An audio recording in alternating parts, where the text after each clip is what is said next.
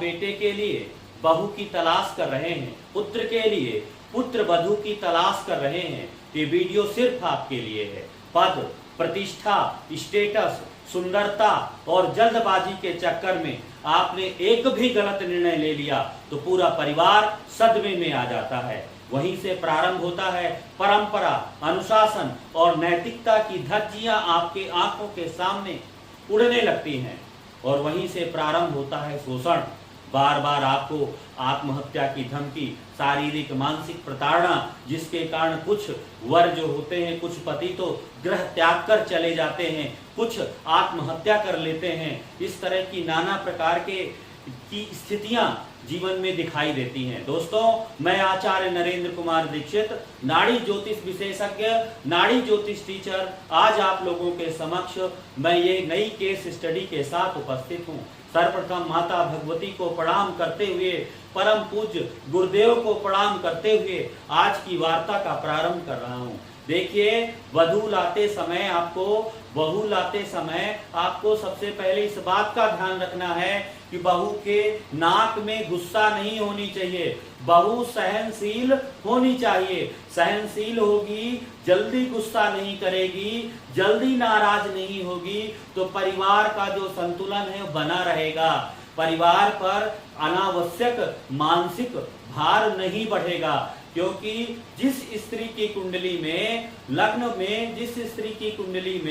लग्न में मंगल बैठा होता है वो स्त्री क्रोधी होती है। इससे खराब स्थिति ये होती है जिस स्त्री की कुंडली में गुरु के साथ मंगल बैठा हो, विशेषकर मंगल 10 डिग्री का हो, गुरु 5 डिग्री का हो, गुरु से आगे की डिग्री पर मंगल बैठा हो, तो जातिका बहुत क्रोधी होती है, क्योंकि गुरु जो होता है नाक का कारक होता है, मंगल जो होता है गुस्से का कारक होता है। ऐसी स्त्रियों के नाक में गुस्सा रहता है जिनकी कुंडली में गुरु के साथ मंगल होता है।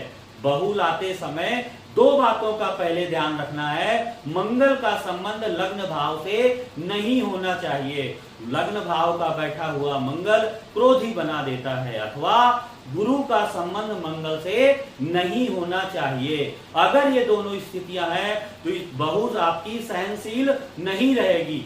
बात बात पर, छोटी छोटी बातों पर गुस्सा करेगी, जिससे आपके बच्चे पर भी गलत असर पड़ेगा और आप लोगों पर, परिवार पर भी गलत असर पड़ेगा। वही स्त्री का सबसे बड़ा गुण होता है दया, ममता, दया, लज्जा। जब ये गुण होते हैं तभी स्त्री परिवार को स्वर्ग बना देती है।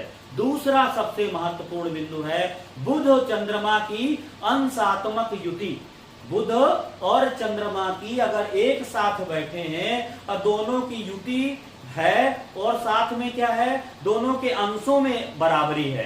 5 डिग्री का बुध बैठा है, 5 डिग्री का चंद्रमा बैठा है, और उसके साथ यदि कहीं मंगल बैठ गया, बुध चंद्र मंगल, देखिए बुध और चंद्रमा की अगर सेम डिग्री किसी की बैठ जाती है तो व्यक्ति में मानसिक विकार आ जाते हैं। व्यक्ति थोड़ा सा गुस्सैल हो जाता है और थोड़ा सा अक्क-बक्क बोलने वाला हो जाता है और सनकी स्वभाव का हो जाता है। अगर बुध के साथ चंद्रमा की डिग्री क्या है, सेम आ जाए, 1-8 डिग्री आगे पीछे हो तो भी यही प्रभाव देखा गया है।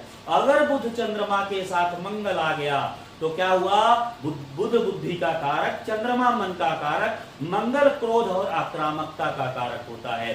स्त्री क्रोधी और आक्रामक होती है। बहुत सी परिस्थितियों में स्त्री तुरंत हाथ में डंडा उठा लेती है, तुरंत मारपीट करने को उतारू हो जाती है।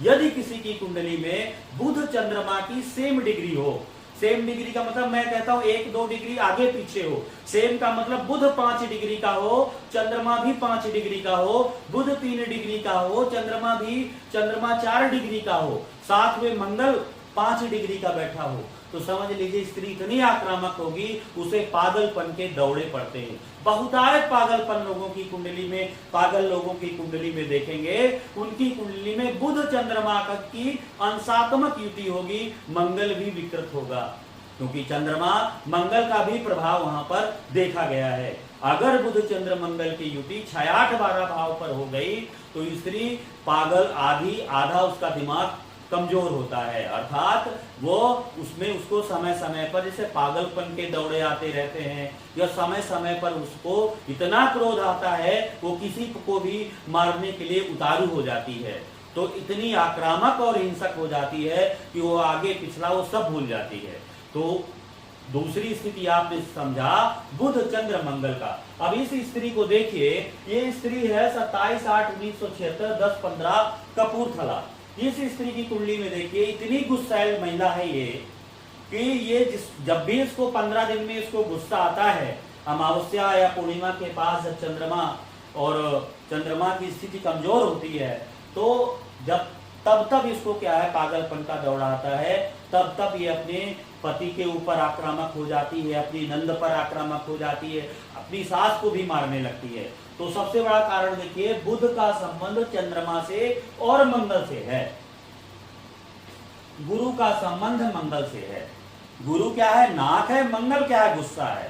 गुरु मंगल जिस स्त्री के बैठा हो, कहीं बैठा हो, युति में बैठा हो, दृष्टि में बैठा हो, अगर इन दोनों का कनेक्शन बन गया तो समझ लीजिए स्त्री बहुत क्रोधी होगी। इस कुंडली में देखिए गुरु का संबंध मंगल से बन रहा है। दूसरी स्थिति बुध 7 डिग्री का है, चंद्रमा 4 डिग्री का है, मंगल 8 डिग्री का है। इन तीनों की अंशात्मक युति है। बुध बुद्धि है, चंद्रमा मन है, मंगल आक्रामकता और गुस्सा, क्रोध, दबंगई, ये सब होता है। स्त्री दबंग हो जाती है अगर उसका संबंध चंद्रमा का, बुध का संबंध चंद्रमा और मंगल से बन जाता है। तो बाहु लाते समय आपको देखना है कि स्त्री में कहीं कोई मानसिक परेशानी तो नहीं है, कोई डिप्रेशन तो नहीं है, समय समय पर क्रोध के कारण पागल तो नहीं हो जाती है। जब क्रोध के कारण पागलपन तभी आएगा जब बुध चंद्र मंगल बैठे होंगे। और इनकी अंशात्मक युति, बात ध्यान रखिएगा मेरी, अंशात्मक युति होनी चाहिए, अंशों में एक दूसरे के काफी नजदीक हों।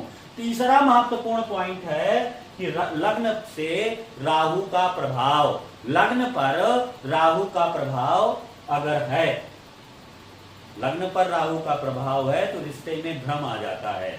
लग्न पर सप्तम भाव पर केतु होगा, केतु क्या है? मुक्ति का कारक होता है। तो पति पत्नी के जो रिश्ते होते हैं उनमें क्या है? आपसी अलगाव पैदा हो जाता है यदि कुंडली में केतु का, अगर राहु केतु का संबंध लग्न या सप्तम भाव से होता है। तीसरा महत्वपूर्ण योग है शुक्र चंद्र राहु का। शुक्र स्त्री का कारक होता है, चंद्रमा मन का कारक होता है, राहु क्या है? भ्रम का कारक होता है। स्त्री भ्रमित हो जाती है, इतनी लोभ, इतना मोह, इतना झूठापन उसमें आ जाता है कि वो क्या करती है? वो समाज की मर्यादा से हट करके अमर्यादित आचरण करने वाली हो जाती है। अगर शुक्र का संबंध चंद्रमा से है, राहु से है, अगर एक दो पुरुष ग्रहों से बन गया, मंगल से भी है, तो और भी स्थिति भयावह हो जाती है। इसीलिए बाहु लाते समय आपको इन योगों पर ध्यान रखना है। आने वाले समय पर एक नई सीरीज के साथ आपको देखेंगे, तब तक आपको बताएंगे। एक नई सीरीज के साथ आप लोगों के पास पुनः मिलेंगे। तब तक के लिए सभी को नमस्कार।